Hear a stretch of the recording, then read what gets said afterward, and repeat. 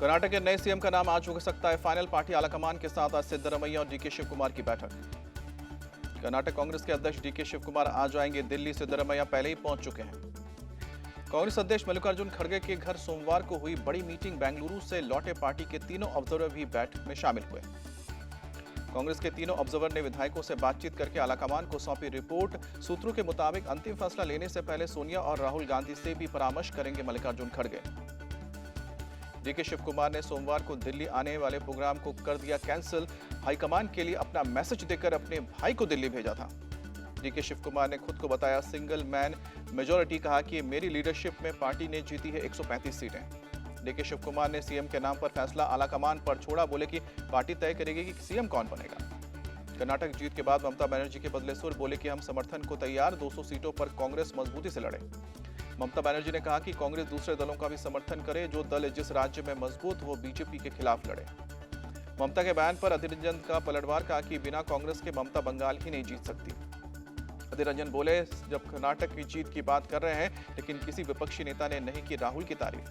2024 को लेकर NCP chief Sharad Pawar का बयान। समान विचारधारा वाली पार्टियों को साझा न्यूनतम कार्यक्रम पर काम करना होगा। कांग्रेस के कर्नाटक जीत पर बोले बिहार के डिप्टी सीएम तेजस्वी यादव विपक्ष एकजुट होकर लड़ेगा तो हर जगह जीतेगा। चुनाव रणनीतिकार प्रशांत किशोर की कांग्रेस को नसीहत। कहा कि कर्नाटक जीत कर ना हो ज्यादा खुश। लोकसभा और विधानसभा के चुनाव में विनिंग के मायने अलग हैं। कांग्रेस चीफ मल्लिकार्जुन खड़गे से मिले झारखंड के सीएम हेमंत सोरेन। कर्नाटक की जीत को बधाई दी। विधानसभा उपाध्यक्ष से मिले उद्धव गुट के नेता। 16 विधायकों की सदस्यता पर जल्द फैसला लेने की मांग की। एनसीपी नेता अजित पवार का बयान। अगर 16 विधायकों की सदस्यता चली भी जाती है तो भी शिंदे सरकार नहीं गिरेगी। बीजेपी पर अखिलेश यादव के हमले जारी। इटावा में बोले महंगाई बेरोजगारी चरम पर। बीजेपी वर्कर की तरह काम कर रहे हैं सरकारी कर्मचारी। मदरसों के बैन करने पर गरमाई सियासत। असम के सीएम पर भड़के असदुद्दीन ओवैसी। कहा कि बीजेपी हमेशा बांटने और डराने की बात करती है। असदुद्दीन ओवैसी ने कहा कि असम के सीएम एक तरफ यूसीसी की बात करते हैं और दूसरी तरफ ला रहे हैं धर्मांतरण के खिलाफ कानून। पटना में बागेश्वर सरकार धीरेन्द्र शास्त्री की हनुमत कथा का आज चौथा दिन। आज भी लोगों से कम संख्या में आने की अपील की गई। धीरेन्द्र शास्त्री ने कहा कि दरबार नहीं लगने की बात कहने के बावजूद बड़ी संख्या में लोग पहुंचे हैं। लोगों से टीवी पर कथा सुनने को कहा। धीरेन्द्र शास्त्री ने सोमवार को भीड़ से लोगों को बुलाकर उनकी अर्जी सुनी। शाम में हनुमत कथा कही। धीरेन्द्र शास्त्री ने कहा था कि हम नफरत की नहीं प्रेम की आदी हैं। गर्व से कहते हैं हम हिंदुत्ववादी हैं। चुनाव रणनीतिकार प्रशांत किशोर का बीजेपी पर तंज। कहा कि बीजेपी का राम जी पर भरोसा उठ गया इसलिए अब बागेश्वर बाबा की फोटो लगा रही है पार्टी। पीएम मोदी आज रोजगार मेले में सरकारी विभागों के नव नियुक्तों को बांटेंगे नियुक्ति पत्र। 71,000 लोगों को मिलेगा नियुक्ति पत्र। पीएम मोदी अलग अलग विभागों में चयनित लोगों को नियुक्ति पत्र बांटेंगे। इनमें डाक विभाग, रेलवे, पैरामिलिट्री फोर्स, सरकारी अस्पताल और यूनिवर्सिटी शामिल है। देश भर में 45 जगहों पर किया जा रहा है रोजगार मेले का आयोजन। पीएम मोदी इस मौके पर लोगों को करेंगे संबोधित। फिल्म द केरला स्टोरी को लेकर आज सुप्रीम कोर्ट में होगी सुनवाई। याचिका में केरल हाईकोर्ट के फैसले को दी गई है चुनौती। फिल्म पर बैन लगाने की मांग। वीएचपी ने अहमदाबाद में द केरल स्टोरी की स्पेशल स्क्रीनिंग की। धार्मिक नेता समेत कई लोग बड़े इसका हिस्सा हैं। मानहानि के मामले में राहुल गांधी के खिलाफ आज रांची सिविल कोर्ट में होगी सुनवाई। गृह मंत्री अमित शाह पर अपमानजनक टिप्पणी का आरोप। उमेश पाल हत्याकांड में फरार चल रही अतीक अहमद की बीवी शाइस्ता के खिलाफ लुकआउट नोटिस जारी। विदेश भागने की आशंका। उमेश पाल हत्याकांड के आरोपी साबिर और गुड्डू मुस्लिम के खिलाफ भी लुकआउट नोटिस जारी। प्रयागराज पुलिस ने इन दोनों के भी विदेश भागने की आशंका व्यक्त की है। आर्यन खान की केस की जांच करने वाले पूर्व एनसीबी अधिकारी समीर वांकड़े के खिलाफ सीबीआई ने एफआईआर दर्ज की। वांकड़े पर रिश्वत की मांग करने का आरोप। सीबीआई के गवाह केपी गोस्वामी के मुताबिक समीर ने क्रूज ड्रग्स केस में 25 करोड़ की रिश्वत मांगी थी। आर्यन खान को नहीं फंसाने के लिए मांगी गई थी रिश्वत। समीर वांकड़े की पत्नी का बयान। मेरे पति पर झूठे आरोप लगाए जा रहे हैं, हमें कानून पर भरोसा है। समीर वांकड़े को लेकर बोले असदुद्दीन ओवैसी मुसलमानों और आदिवासियों को झूठे केस में फंसाने वाले ऑफिसर्स को भी जेल भेजा जाना चाहिए।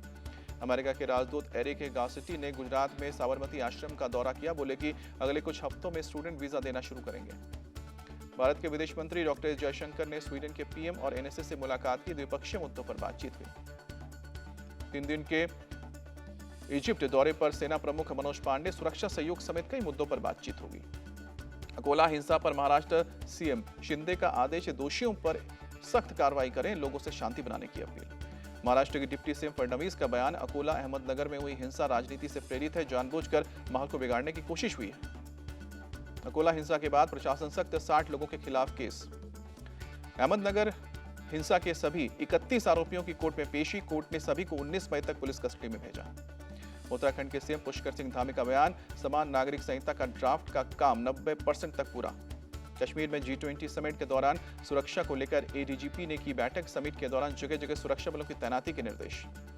मुख्यमंत्री कन्या विवाह योजना के तहत सामूहिक विवाह सम्मेलन में बोले मध्य प्रदेश के सीएम शिवराज सिंह चौहान, योजना में अब हम सामग्री नहीं बल्कि 49,000 का चेक बेटी को देते हैं। गृह मंत्री अमित शाह से हुई मुलाकात पर बोले मणिपुर के सीएम, गृह मंत्री को ताजा हालात की जानकारी दी। हिंसा के बाद मणिपुर के चंदेल जिले में फंसे 96 लोगों को रेस्क्यू किया गया। असम राइफल्स की ओर से चलाया गया रेस्क्यू ऑपरेशन। गाजियाबाद में पार्षद का चुनाव जीतने पर एआईएमआईएम प्रत्याशी के समर्थकों ने निकाला जुलूस, पुलिस ने मुकदमा दर्ज किया। तमिलनाडु में जहरीली शराब पीने से 14 लोगों की मौत, सीएम स्टालिन ने अस्पताल जाकर पीड़ितों से मुलाकात की। विलुपुरम के जहरीले शराब कांड की जांच सीआईडी करेगी, सीएम स्टालिन ने ऐलान किया। उदयपुर में मोटरसाइकिल चोर गिरोह के 5 आरोपी गिरफ्तार, पुलिस ने 16 मोटरसाइकिल बरामद की। 2 आरोपी अब भी फरार, पुलिस कर रही है सभी की तलाश। नोएडा में सब इंस्पेक्टर से मारपीट के मामले में एक्शन, पुलिस ने 3 लोगों को गिरफ्तार किया। आरोपियों ने सब इंस्पेक्टर की गाड़ी के आगे खड़ी की थी, अपनी गाड़ी हटाने के लिए कहने पर बहस के बाद हुई थी मारपीट। नोएडा में सूचना के आधार पर पुलिस ने मारा छापा, हवाला के पैसे के लेन देन के आरोप में 3 लोगों को गिरफ्तार किया। आरोपियों के मुताबिक बिहार के किसी शख्स का है पैसा, पुलिस ने केस दर्ज करके जांच शुरू की। लुधियाना में प्राइवेट स्कूल बस और सरकारी बस की टक्कर, स्कूल बस में सवार कई बच्चों को चोट लगी, एक बच्चे की हालत गंभीर। स्कूल बस में करीब 42 बच्चे सवार थे, स्कूल बस के ड्राइवर की हालत भी गंभीर बताई जा रही है। मुजफ्फरनगर में बाइक पर बुर्का पहने जा रही युवती से कार सवार दबंगों ने की बदसलूकी, युवती के चेहरे से नकाब को हटाया। वीडियो वायरल होने के बाद हरकत में आई पुलिस, बाइक सवार पीड़ित युवक की शिकायत पर केस दर्ज, आरोपियों की गिरफ्तारी की कोशिश। हापुड़ में जंगल में 19 बंदरों की संदिग्ध मौत, शवों को कब्जे में लेकर पोस्टमार्टम के लिए भेजा गया। टिल्लू ताजपुरिया मर्डर केस के सभी आरोपियों को 14 दिन की रिमांड, 29 मई को वीडियो कॉन्फ्रेंसिंग से पेशी। दिल्ली में ऑपरेशन कवच के तहत बड़े पैमाने पर ड्रग्स जब्त की गई, special CP crime Ravindra Yadav का बयान। लखनऊ पुलिस ने 6 मोबाइल चोरों को गिरफ्तार किया, 19 मोबाइल बरामद, 2 वाहन भी जब्त। लखनऊ पुलिस ने 3 लोगों को गिरफ्तार किया, आईपीएल मैच को लेकर लगा रहे थे सट्टा। लखनऊ के चौक इलाके में एक इमारत में भीषण आग, लाखों का नुकसान। उत्तराखंड के धारचूला में लैंडस्लाइड का खौफनाक वीडियो सामने आया, पूरा पहाड़ दरकता नजर आया। सड़क पर गिरे बड़े बड़े बोल्डर, आसपास मौजूद लोगों की और दहशत। 18 मई तक आदि कैलाश यात्रा के लिए खुल जाएगा रास्ता, लैंडस्लाइड की वजह से बंद थी सड़क। मोचा तूफान का कोलकाता में देखा असर, 60 से 80 किलोमीटर प्रति घंटे की रफ्तार से हवाएं चली, गरज के साथ बारिश हुई। कोलकाता में तेज आंधी तूफान में टूटकर गिरे पेड़, कई गाड़ियों को नुकसान। पाकिस्तान में इमरान खान पर सुप्रीम कोर्ट और सरकार में खींचतान जारी, कोर्ट अवमानना के मामले में आज होगी सुनवाई। इमरान खान और सेना में सीधा टकराव, सेना प्रमुख ने कहा कि सैन्य ठिकानों पर हमला करने वालों पर एक्शन होगा। अल कादी ट्रस्ट केस में इमरान की पत्नी बुशरा को राहत, 23 मई तक प्रोटेक्टिव बेल मिली है। इस्लामाबाद में पाकिस्तान सरकार के समर्थकों ने निकाली रैली, सुप्रीम कोर्ट के सामने धरना और विरोध प्रदर्शन। रैली में 20,000 से ज्यादा समर्थक रहे मौजूद, नवाज शरीफ की बेटी मरियम नवाज भी हुई शामिल। प्रदर्शनकारियों ने सुप्रीम कोर्ट का गेट फांद कर अंदर घुसने की कोशिश की, जजों को पिछले दरवाजे से कड़ी सुरक्षा में निकालना पड़ा। रूस से जारी युद्ध के दौरान दूसरी बार ब्रिटेन पहुंचे यूक्रेन के राष्ट्रपति जेलेंस्की, ब्रिटिश प्रधानमंत्री ऋषि सुनक से मुलाकात हुई। फ्रांस के राष्ट्रपति एमेनुएल मैक्रों का ऐलान, यूक्रेन को फ्रांस जल्द हथियारों की करेगा डिलीवरी, यूक्रेनी पायलट्स को देगा ट्रेनिंग। यूक्रेनी सैनिकों को अब्राम टैंक की जल्द अमेरिका देगा ट्रेनिंग, 31 टैंक जर्मनी के ग्रेनफोर आर्मी बेस पहुंचे। मैक्सिको के फॉर्मिटन में फायरिंग, 2 लोगों की मौत, कई घायल। बांग्लादेश में चक्रवाती तूफान मोचा ने मचाई तबाही, कॉक्सेस बाजार जिले में 10,000 से ज्यादा मकानों को नुकसान पहुंचा। म्यांमार में मोचा तूफान से 6 लोगों की जान गई, 700 से ज्यादा लोग घायल हुए। क्रोएशिया में बाढ़ ने मचाई तबाही, लोगों के घर में पानी घुसा, सड़कें बनी दरिया।